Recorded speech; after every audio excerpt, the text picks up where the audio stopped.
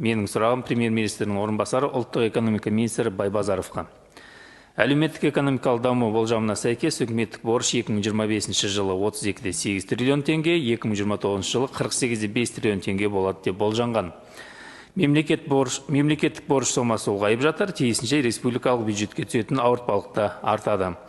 Үкіметтік борышқа қызмет көрсету шығыстары 2025 жылы 2,5 триллион теңгеге дейін өседі. Сіздер борышқа қызмет көрсету шығыстары 1,9 триллион теңгеге дейінгі жоспарланған даму бюджетінен жоғары болуы мүмкін емес екендігін түсінулеріңіз керек. Әлеуметтік экономикалық даму болжамында да, республикалық бюджет жобасына түсіндірме жазбада да борышты басқаруды талдау, міндеттемелерді қабылдаудың болашақтағы қаупін бағалау жоқ. Сондай-ақ оны өтеу көздері туралы да ақпарат жоқ.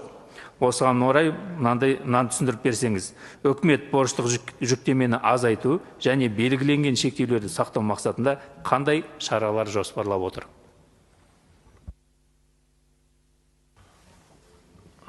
Нұрлан Серікұлы, Байбазаров.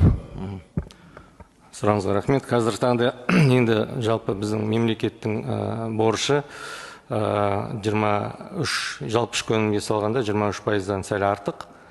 Енді бізде өздеріңіз білесіздер, екі шектеу бар, ол жаңағы жалпы мемлекеттің борышы жалпы ішкі өнімнен 32%-дан аспау керек деген бірінші, екіншісі жаңағы оны жаңағы қызмет ету, ол борышты қайтарудың жылдық мөлшері жалпы кірістердің 10%-нан аспау керек деген. Осы екі шектеуді сақтау үшін үкімет қазір енді ең алдымен әрине бұл борыштың негізгі кеше айтып өттім, ол мемлекеттің борышы, ол негізі бюджеттік заңнамада көрсетілген бюджетті қаржыландыру көздерінің бірі, сондықтан біз оны пайдаланамыз.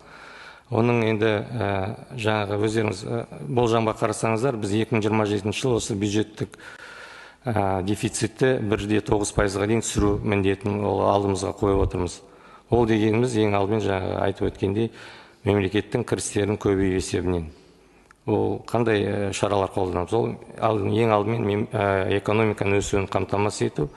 Ол тікелей байланысты, мемлекеттің кірістерінің өсуі осы экономика өсуімен тікелей байланысты.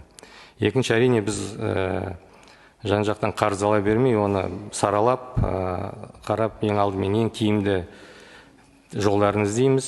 Біріншіден, әрине қазір қарап отырсаңыз, біз 70%-дан асы мемлекеттің борышы, дефицитті қаржыландыру 75%-дан артығы осы ішкі нарыққа инвесторлардың есебінен теңгемен алып отырмыз.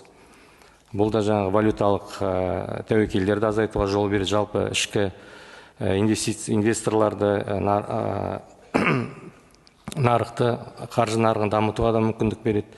Сондықтан осындай шаралар қолданып отырмыз, және болашақта да біз әрине ол мемлекеттік қарыз болады, ол инвестициялардың көзі деп есептейміз, бірақ оның алу жолдары ең тиімді жолдарын қолданатын боламыз, және аталған шектеулерді әрине біз ол шектеулерді орындаймыз.